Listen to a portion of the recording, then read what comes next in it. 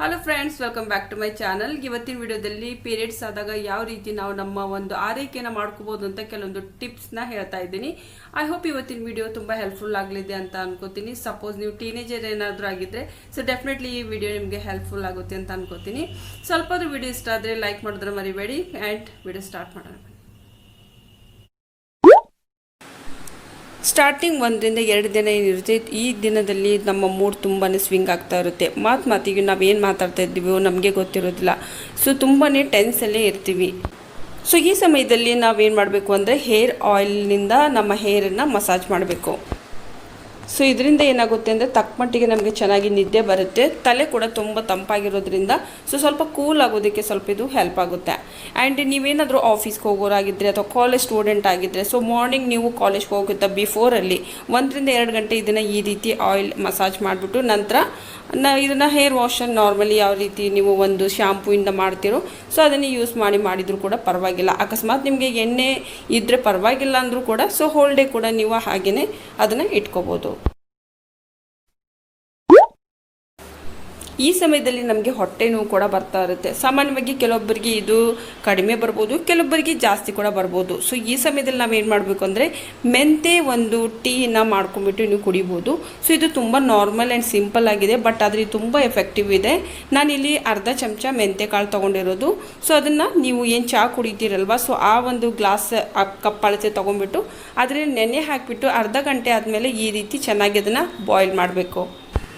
ಒಂದು 5 ನಿಮಿಷ ನೀವು ಇದೇ ರೀತಿ ಬಾಯ್ಲ್ ಮಾಡಿದ ಮೇಲೆ ಮೆಂತ್ಯ ಕಾಳಿನೇನು ಕಲರ್ ಇರುತ್ತೆ ಅದು ನೀರಿನಲ್ಲಿ ಬರುತ್ತೆ. ಸೊ ನಂತರ ನೀವು ಇದನ್ನು ಯಾವ ರೀತಿ ಟೀ ಚಹಾ ನಾವು ತೊಗೋತೀವಲ್ವ ಸೊ ಅದೇ ರೀತಿಯೇ ಇದನ್ನು ನೀವು ಕುಡಿಬೇಕು. ಅಕಸ್ಮಾತ್ ನಿಮಗೆ ಹೊಟ್ಟೆ ನೋವು ತುಂಬಾ ಜಾಸ್ತಿ ಆಗ್ತಾ ಇದೆ, ಆ ಟೈಮಲ್ಲಿ ನಮಗೆ ತಡ್ಕೊಳ್ಳೋಕ್ಕೆ ಆಗ್ತಾ ಇಲ್ಲಪ್ಪ ಅಂತಂದರೆ ಕೂಡ ಸೊ ಇದನ್ನೇ ನೀವು ತಕ್ಷಣ ಮಾಡಿಕೊಂಡು ಕುಡಿಯೋದ್ರಿಂದ 5 ರಿಂದ 10 ನಿಮಿಷದಲ್ಲೇ ನಿಮ್ಮ ಹೊಟ್ಟೆ ನೋವು ಕಂಪ್ಲೀಟಾಗಿ ಹೋಗುತ್ತೆ. ಇದನ್ನು ನೀವು ದಿನಕ್ಕೆ 3 ರಿಂದ 4 ಕಪ್ ಕೂಡ ಕುಡಿಬೋದು. ಈ ಒಂದು ಮೆಂತೆಕಾಳಿನ ಚಹಾವನ್ನು ನೀವು ಕಂಟಿನ್ಯೂಸ್ ಆಗಿ 5 ಡೇಸ್ ಕೂಡ ತೊಗೊಂಡ್ರು ಕೂಡ ಏನೂ ತೊಂದರೆ ಇಲ್ಲ. ಸೊ ನೀವು ದಿನದಲ್ಲಿ 3 ರಿಂದ 4 ಕಪ್ಪು ಫ್ರೆಶ್ ಆಗಿ ಮಾಡ್ಕೊಂಬಿಟ್ಟು ಇದನ್ನು ಕುಡಿದ್ರೆ ನಿಮಗೆ ಹೊಟ್ಟೆ ನೋವೇನು ಪ್ರಾಬ್ಲಮ್ ಇರುತ್ತೆ ಸೊ ಅದು ಕಂಪ್ಲೀಟಾಗಿ ಹೋಗುತ್ತೆ, ಗೊತ್ತೇ ಆಗೋದಿಲ್ಲ.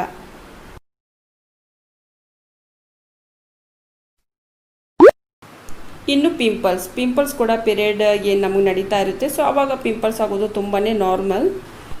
ಬಟ್ ಆದರೆ ನಮ್ಮ ಪಿಂಪಲ್ ಒಂದು ಕೇರ್ ಕೂಡ ನಾವು ಮಾಡಲೇಬೇಕು. ಇಲ್ಲದೆ ಹೋದರೆ ಅದು ಕಲೆ ಕೊಡೋ ಸಾಧ್ಯತೆ ಇರುತ್ತೆ ನಮ್ಮ ಸ್ಕಿನ್ ಮೇಲೆ. ಸೊ ಏನು ಮಾಡಬೇಕು ಅಂದರೆ ಚಂದನ್ ಪೌಡರ್ ಇರುತ್ತಲ್ವ, ಅದನ್ನು ನೀರಲ್ಲಿ ಜಸ್ಟ್ ಹಾಗೆಯೇ ಥಿಕ್ ಪೇಸ್ಟ್ ಅಂದರೆ ಕಲಿಸ್ಬಿಟ್ಟು ಅದನ್ನು ಫೇಸ್ ಪ್ಯಾಕ್ ಥರ ಅಪ್ಲೈ ಮಾಡಬೇಕು. ಅದು ಚೆನ್ನಾಗಿ ಡ್ರೈ ಆದಮೇಲೆ ಅದನ್ನು ಫೇಸ್ ವಾಶ್ ಮಾಡಬೇಕು. ಸೊ ಇದರಿಂದ ನಮ್ಮ ಪಿಂಪಲ್ಸ್ ಏನು ಆಗಿರುತ್ತಲ್ವ ಸೊ ಅದು ನಿಧಾನವಾಗಿ ಅದು ಹೋಗುತ್ತೆ. ಅಕಸ್ಮಾತ್ ನಿಮ್ಮ ಹತ್ರ ಚಂದನ್ ಪೌಡರ್ ಇಲ್ಲ ಅಂತಂದರೆ ಆ ಟೈಮಲ್ಲಿ ನೀವು ಮುಲ್ತಾನಿ ಮಿಟ್ಟಿ ಏನಾದರೂ ಇದ್ದರೆ ಅದನ್ನು ಕೂಡ ನೀರಲ್ಲಿ ಒಂದು ಫೇಸ್ ಪ್ಯಾಕನ್ನು ರೆಡಿ ಮಾಡಿಬಿಟ್ಟು ಕಲಿಸ್ಬಿಟ್ಟು ಅದನ್ನು ಕೂಡ ಅಪ್ಲೈ ಮಾಡ್ಕೋಬೋದು. ಸಪೋಸ್ ಇವೆರಡೂ ನಮ್ಮ ಹತ್ರ ಇಲ್ಲಪ್ಪ ಅಂದರೂ ಕೂಡ ಮನೆಯಲ್ಲಿ ಕೋಲ್ಗೇಟ್ ಇರುತ್ತೆ. ಸೊ ಕೋಲ್ಗೇಟ್ ಕೂಡ ನೀವು ಜಸ್ಟ್ ಪಿಂಪಲ್ ಆಗಿರೋಲ್ಲಿ ಅಪ್ಲೈ ಮಾಡಿದರೆ 2 ರಿಂದ 3 ದಿನ ಅದು ಕೂಡ ಒಣಗಿ ಹೋಗುತ್ತೆ.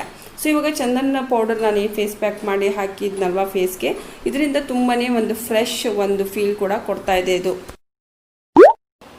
ಇನ್ನು ಪೀರಿಯಡ್ಸ್ ಟೈಮಲ್ಲಿ ನಮ್ಮ ಸ್ಕಿನ್ ತುಂಬಾ ಡ್ರೈ ಆಗಿರುತ್ತೆ. ಸೊ ಆವಾಗ ನಾವು ಡೈಲಿ ಏನು ಮಾಯ್ಶ್ಚರೈಸರ್ ಅಪ್ಲೈ ಮಾಡ್ತಾ ಇರ್ತೀವಲ್ವ ಸೊ ಅದನ್ನೇ ಕೂಡ ಅಪ್ಲೈ ಮಾಡಿದರೂ ಪರವಾಗಿಲ್ಲ. ಯಾವುದೇ ರೀತಿ ಮೇಕಪ್ ಈಗ ಬೇಡ. ನೀವು ಕಾಲೇಜ್ಗೆ ಹೋಗೋರಾಗಿದ್ದರೆ ಅಥವಾ ಆಫೀಸ್ಗೆ ಹೋಗೋರಾದರೂ ಕೂಡ ಸೊ ನೀವು ಜಸ್ಟ್ ನಾರ್ಮಲಿ ನೀವೇನು ಮಾಯ್ಶ್ಚರೈಸರ್ ಯೂಸ್ ಮಾಡ್ತೀರಲ್ವ ಅದನ್ನೇ ಜಸ್ಟ್ ಅಪ್ಲೈ ಮಾಡಿದರೆ ಸಾಕು. ಮಾಯ್ಶ್ಚರೈಸರ್ನ ದಿನದಲ್ಲಿ ನೀವು 2 ರಿಂದ 3 ಬಾರಿ ನೀವು ಯೂಸ್ ಮಾಡಿದರೆ ನಿಮ್ಮ ಸ್ಕಿನ್ ಡ್ರೈ ಆಗೋದಿಲ್ಲ.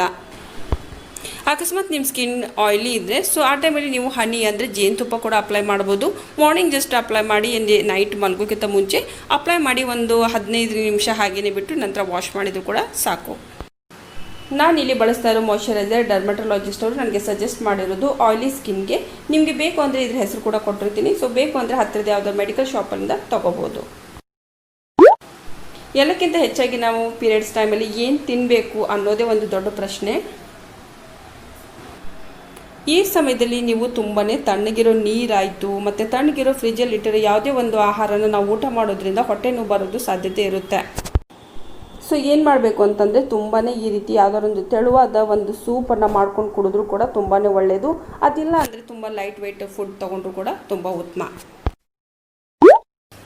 ಇನ್ನು ಈ ಟೈಮಲ್ಲಿ ತುಂಬಾ ಟಯರ್ಡ್ ಆಗೋದು ಇದು ಸಹಜನೇ.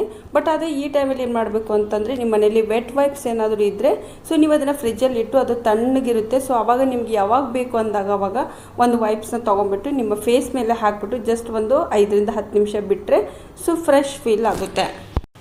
ಅಕಸ್ಮಾತ್ ನಿಮ್ಮ ಹತ್ರ ವೆಟ್ ವೈಪ್ಸ್ ಇಲ್ಲ ಅಂತಂದರೆ ನೀವು ಗುಲಾಬ್ ಜಲ್ ಏನಿರುತ್ತಲ್ವ ಅದನ್ನು ಕೂಡ ನೀವು ಐಸ್ ಕ್ಯೂಬ್ ಮಾಡ್ಕೊಂಬಿಟ್ಟು ಅದರಿಂದ ರಬ್ ಮಾಡಿದರೆ ಫೇಸಲ್ಲಿ ತುಂಬಾ ಫ್ರೆಶ್ನೆಸ್ ಬರುತ್ತೆ. ಸೊ ಈ ಟಿಪ್ ತುಂಬಾ ಇನ್ಸ್ಟೆಂಟಾಗಿ ನಿಮಗೆ ಫ್ರೆಶ್ ಮಾಡೋದಕ್ಕೆ ತುಂಬಾ ಹೆಲ್ಪ್ ಆಗುತ್ತೆ.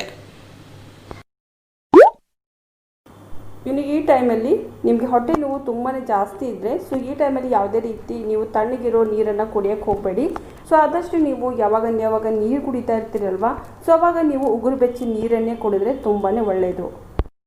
ಸೊ ಐ ಹೋಪ್ ಇವತ್ತಿನ ವಿಡಿಯೋ ನಿಮಗೆ ಇಷ್ಟ ಆಗಿದೆ ಅಂತ ಅನ್ಕೋತೀನಿ. ನಾನು ಮುಂದಿನ ವಿಡಿಯೋದಲ್ಲಿ ಮತ್ತೆ ಸಿಗ್ತೀನಿ ಮತ್ತೊಂದು ಒಳ್ಳೆ ವಿಡಿಯೋ ಜೊತೆಗೆ. ಅಲ್ಲಿವರೆಗೂ ನಮಸ್ಕಾರ.